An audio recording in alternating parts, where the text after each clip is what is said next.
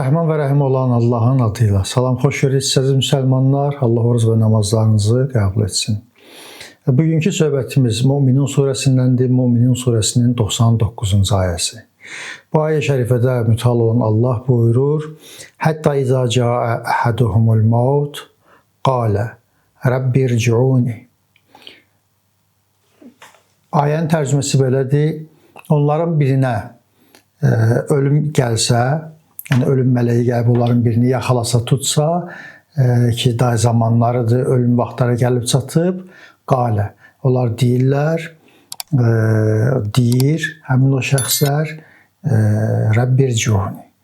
Ey mənim Rəbbim, məni geri qaytar yine. Bugünkü mövzumuz ömürdür.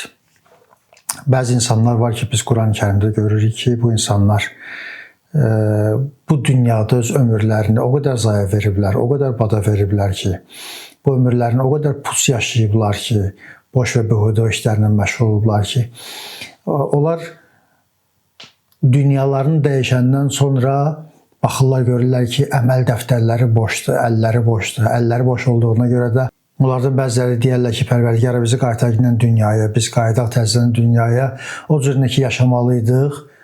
Biz yaşamamışıq, təzədən gedək, gözəl bir şəkildə yaşayaq və əliboş şəkildə sən huzuruna gəlib sıxmayaq. Amma bu dünya bir dəfə yaşamaq üçündür. Bu dünya bir dəfə ömür sürmək üçündür və İslam dini bizlərə deyir ki, bu ömürdən gözəl bir şəkildə istifadə edilən. İnnəl insanı ləfi xusr. İnsan ziyandadır, insan hər günü insanın ziyana gedir, insan hər günü insanın əleyhinə işləyir.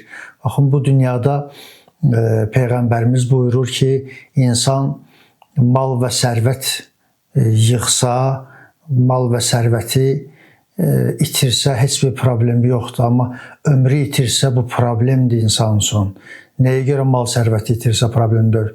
Ona görə ki, mal sərvəti təzədən, mal dövləti təzədən götürüb gəlib yerinə qoymaq olar, təzədən işləmək olar, qazanmaq olar. Bunları hamısını yerinə qoymaq olar. Amma ömrün o keçən günləri təzədən geri qaytarmaq olmaz. Bu fürsətləri yenidən qaytarmaq olmaz. Və keçən günlər ona görə də bizim hər birimizin əleyhinə işləyir, hər birimiz üçün mənfiyə yazılır. Odur ki, bu dünyanın sərmayəsindən biz gözəl şəkildə istifadə edək. Bu dünyada İslam dini demir ki, elə sadəcə elə ömrünü namaz qılmaqla keçirginən, ömrünü oruç tutmaqla keçirginən, heç bir iş görməklə yox. İslam dini deyir ki, Allaha ibadət eləginən, o cür işlər eləginən ki, əməli salih olasan, gözəl əməllər eləyəsən ki, sabahları o əməlləri əldən verdiyinə görə, əldən buraxdığına görə peşmançılıq çəkməyəsən ki, mən bu işi görə bilirdim, nəyə görə eləmədim. Bu iş mənim əlimdən gəlirdi, nəyə görə mən bu işi vaxtında, zamanında eləmədim və insanlara o bacardığım işdən kömək olmadım. Bu kimi həsrətlər insan çəkməsin. İslam dini deyir ki, bunları elə, bundan o tərəfə özün üçün dincəl, istirahət eləginən. Allah dünyanı yaradıb, insan səyahət eləsin, insan baxsın, geçsin, gəzsin, görsün. Əlbəttə bu gəzmək üçün də, baxmaq üçün də insan çalışmalıdır. Çalışanda da halalından çalışmalıdır. Bu kimi şeyləri nəzərdə tutsun. Müəyyən kriteriyalar var.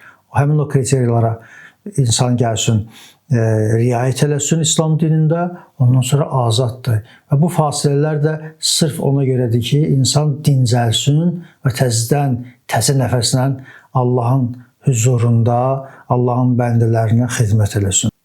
Allahdan istəyimiz, təmənnamız da budur ki, Allahın bizə verdiyi bu ömrü Allah istəyən kimi yaşayaq. Sağ olun, Allahın amanda qalın.